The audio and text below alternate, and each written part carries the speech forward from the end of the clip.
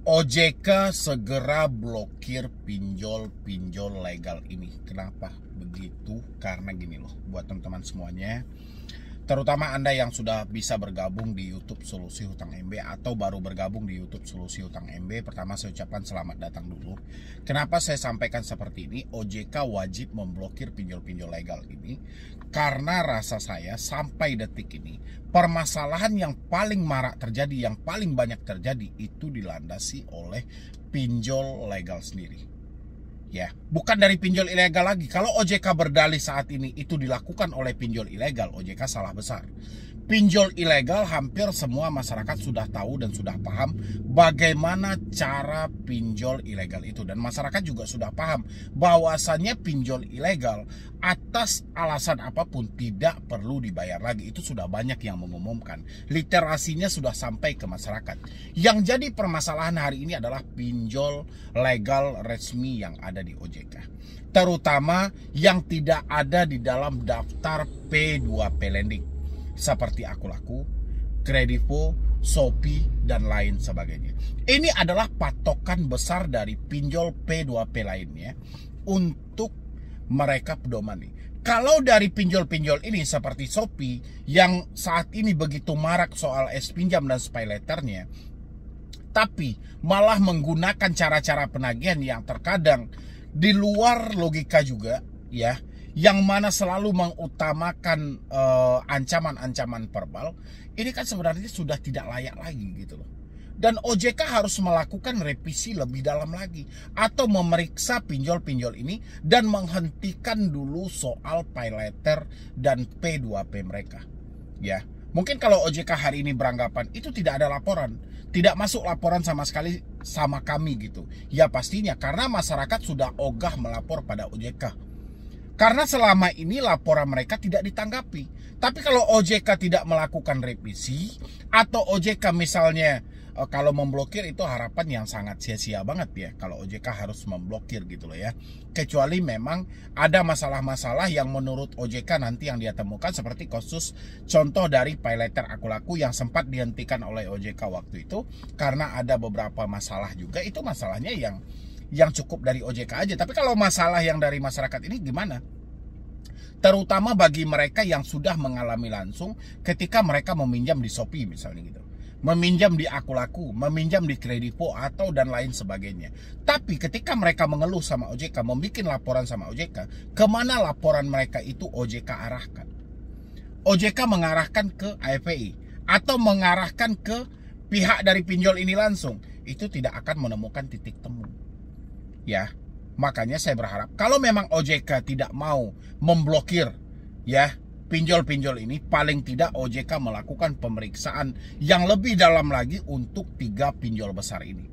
Ya, terutama dari Akulaku yang mana ada pinjolnya Asetku dan Dana Cicil, habis itu dari Shopee yang mana ada pay letter dan pinjam, habis itu dari Kredivo yang mana ada Kredivest.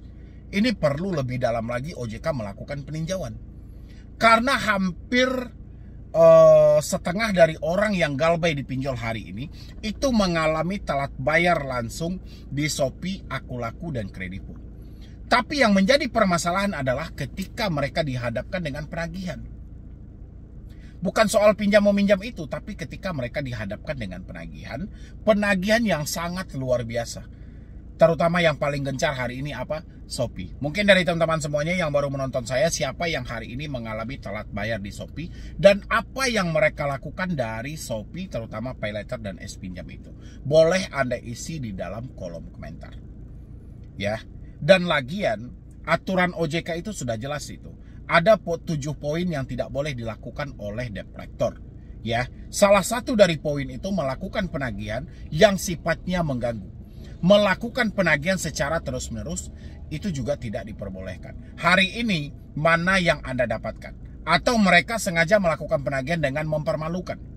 Ya, tolong itu dihentikan semua pembayarannya dulu. Lanjutkan pembayaran secara offline.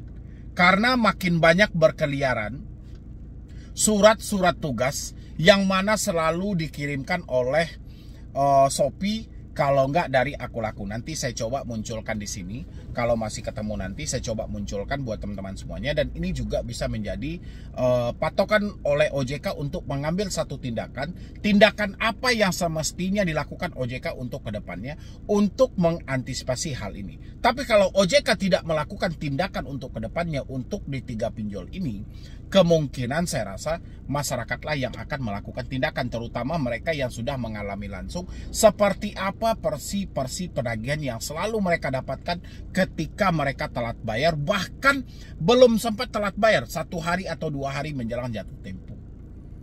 Ya, pasti teman-teman merasakan kan? Karena itu di DM Instagram saya cukup luar biasa banyaknya. Nanti saya akan munculkan satu persatu itu pertanyaan tentang Shopee, tentang Aku Laku, tentang Kredivo. Ya, yang jelas 3 aplikasi besar ini seharusnya menjadi contoh untuk P2P lainnya, bukannya menjadi contoh yang buruk.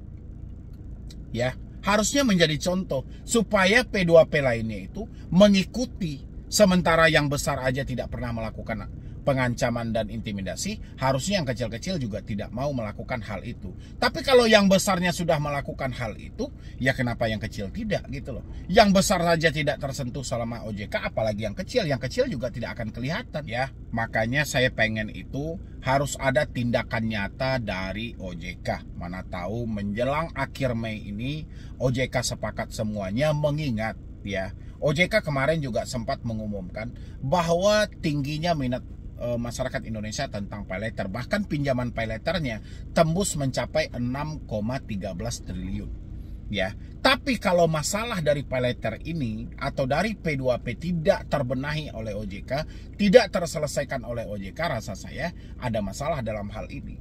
Berarti OJK hanya mampu memasukkan masyarakat Indonesia ke dalam jebakan hutang piutang tanpa mampu OJK mencarikan solusi tentang persoalan yang mereka hadapi. Dan begitu juga buat teman-teman semuanya, saya sampaikan juga ya, mudah-mudahan kita berharap aja, kita berupaya aja, kita berdoa aja, mudah-mudahan OJK terbuka hatinya untuk melakukan tindakan-tindakan tegas apabila menemukan yang menyimpang dalam hal ini. Dan teman-teman yang selalu ditakut-takuti oleh debt collector, Shopee, Aku Laku atau Kredivo ya, yang mana selalu setiap hari Anda dikirimkan surat tugas, surat penugasan debt collector, surat pelimpahan data, surat pengalihan data. Anda gak usah baper ya, karena itu adalah bagian dari marketing mereka. Marketing mereka ya memang seperti itu. Ketika Anda mengalami telat atau 1 hari atau 2 hari menjelang jatuh tempo, hari ini itu sudah ada pemberitahuan. Bahkan pemberitahuan itu bukan hanya sebatas peringatan saja, tapi juga dibumbui dengan sebuah tekanan. Tujuan mereka, kalau memang Anda tidak ada uang untuk 2 hari ke depan, silahkan dilakukan gali lubang tutup lubang.